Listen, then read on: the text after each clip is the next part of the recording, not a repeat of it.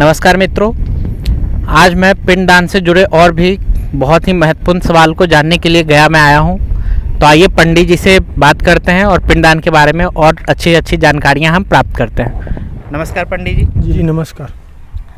तो हम ये जानना चाहते हैं कि पिंडदान जो है वो क्या होता है और बिहार के किस जगह पे होता है, किस जिले में होता है, इसके बारे में संक्षिप्त जानकारी दें। ऐसे गया बिहार में मुख्य स्थान है, गया में ही पिंडदान होता है और गया में यहाँ पर 54 स्थान पर पिंडदान होता है। ऐसे 54 स्थान है जहाँ पर पिंडदान लोग करते हैं और उसमें से मुख्य 3 स्थान लिया गया। जो एक दिन का श्राद्ध लोग करते हैं वो 3 जगह करते हैं। पहला फाल्गु नदी जहाँ पर हम लोग उपस्थित है, दूसरा भगवान विष्णु का मंदिर है और तीसरा वटका वृक्ष। ये 3 जगह पर एक दिन का मुख्य श्राद्ध होता है और नहीं तो ऐसे लोग यहाँ 17 दिन लोग रुककर श्राद्ध करते हैं। ये जो फाल्गु नदी सूखी हुई है इसके पीछे क्या कहानी है? इसके बारे में बहुत सारी कहानियां हैं, तो इसके बारे में आप कुछ बताएं। ये नदी का नाम है फाल्गु नदी। ये अंतर सरीला है। जब माता ने सीता ने जब पिंडदान श्राद्ध किए थे तो नदी को उस पार में बैठकर श्राद्ध किए थे। तो यहाँ 5 को साक्षी उन्होंने रखा था, फाल्गु नदी, गौ, ब्राह्मण, तुलसी और बटका वृक्ष। तो उसमें 4 ने झूठा बोल दिया। वो 4 झूठे में एक फाल्गु माता भी है। तो उसी में क्रोध में आकर माता सीता ने श्राप दिया है कि तो जाओ तुम अंतर सरीला रहोगी, तुम में अंदर की धारा रहेगी, बाहर बिल्कुल सूखा रहेगी। जब इसमें बरसात होती है तो इसमें जल रहता है और जब बरसात नहीं होता है तो इसमें जल नहीं रहता है। जब ये रेते इसमें जब हटाएंगे तो इसमें आपको जल मिलेगा, बाकी ऊपर से सूखा रहता है। ये गुप्त गंगा है। पंडित जी ये भी बताइए कि श्राद्ध और पिंडदान में क्या अंतर है? देखिए, श्राद्ध और पिंडदान, श्राद्ध जो लोग करते हैं वो जो घर पर जो श्राद्ध करते हैं ना, और जो वही 12 दिन 13 दिन का जो श्राद्ध जो गुजर जाते हैं, जो 12 दिन 13 दिन, उसको श्राद्ध बोलते हैं और गया में उनके नाम से पिंडदान होता है। तो क्या श्राद्ध और पिंडदान एक साथ किया जा सकता है? जी बिल्कुल कर सकते हैं। ये जो विष्णुपद मंदिर है इसके बारे में कुछ बताएं। ये विष्णुपद जो मंदिर है, यहाँ कोई मूर्ति का पूजा नहीं होता है। विष्णुपद, पद मतलब होता है चरण, और यहाँ भगवान विष्णु का चरण है जहाँ पर पिंडदान होता है। जैसे आप तीर्थ, हर एक तीर्थ पर जाएंगे तो भगवान का मूर्ति मिलता है, मगर गया में ऐसा कोई मूर्ति का विधान नहीं है। यहाँ भगवान विष्णु का चरण है।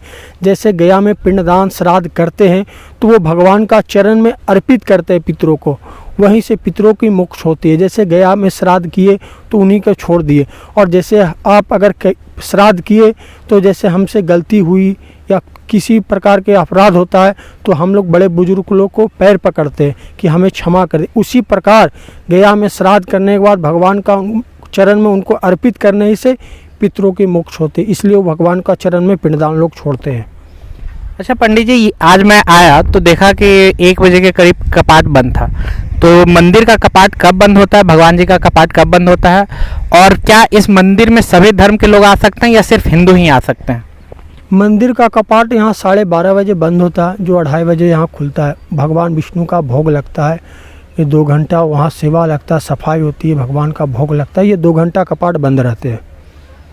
और यहाँ पे सभी लोग आ सकते हैं या सिर्फ हिंदू? नहीं, यहाँ पर जो सनातन धर्म को जो मानने वाले हैं वही लोग आते हैं, बाकी लोग हिंदू का प्रवेश निषेध है।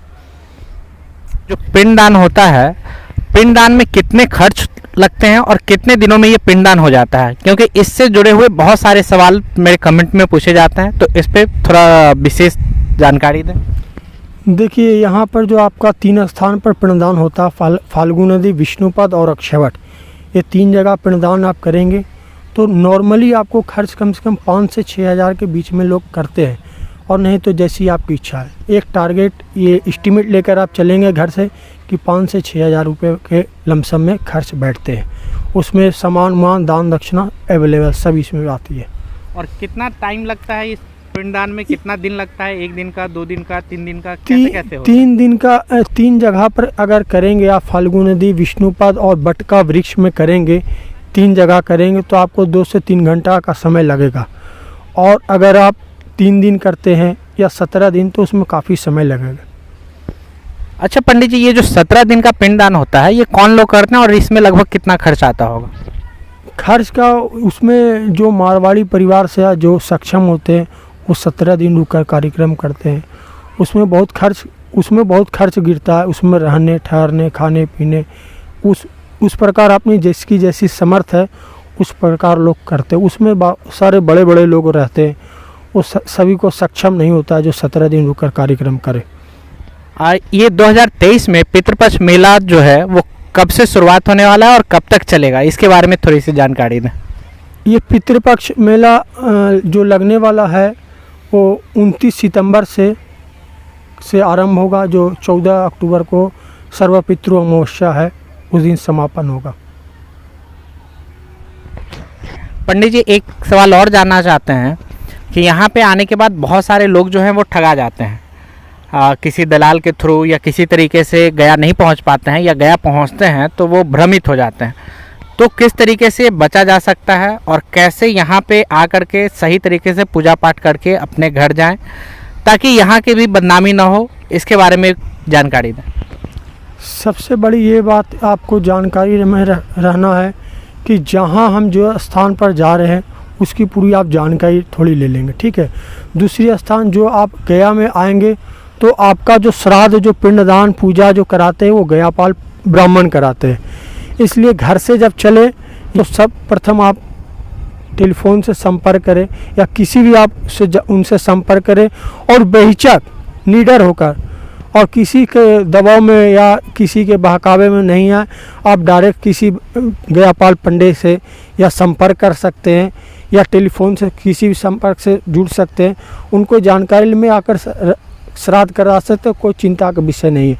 आप डायरेक्ट उनके पास रहने की व्यवस्था होती है, खाने पीने की व्यवस्था होती है, पूजा की व्यवस्था होती है, सभी प्रकार की व्यवस्था होती है। गया स्टेशन से ये विष्णुपद मंदिर के पास में धर्मशाला है, धर्मशाला में रहने ठहरने की व्यवस्था है। और पूजा पाठ के लिए घर से क्या लेकर आना चाहिए, इसके बारे में भी बताएं। पूजा पाठ जो गया श्राद्ध करेंगे तो उनके लिए पितरों का आवाहन करना है। आवाहन करने के बाद जिस दिन चलेंगे उस दिन से लहसुन प्याज ये सब बंद हो जाएगा। शुद्ध शाकाहारी ब्रह्मचारी होकर श्राद्ध करना होता है।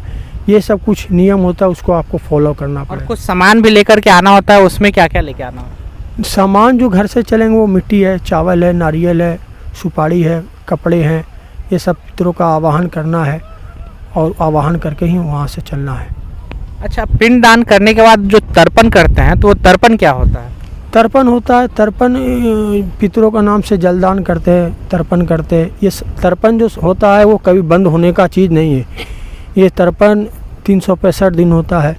और ये जो श्राद्ध होता है, जो गया जब श्राद्ध करते हैं तो वो श्राद्ध जो घर पर करते हैं, जब गया श्राद्ध करते हैं तो घर पर श्राद्ध बंद हो जाती है, मगर तर्पण कभी बंद होने का चीज़ नहीं है। ये प्रतिदिन होता है, करना होता है। तर्पण का अर्थ हुआ मतलब कि जल देना। जल देना ही तर्पण बोलते हैं लोग। अच्छा।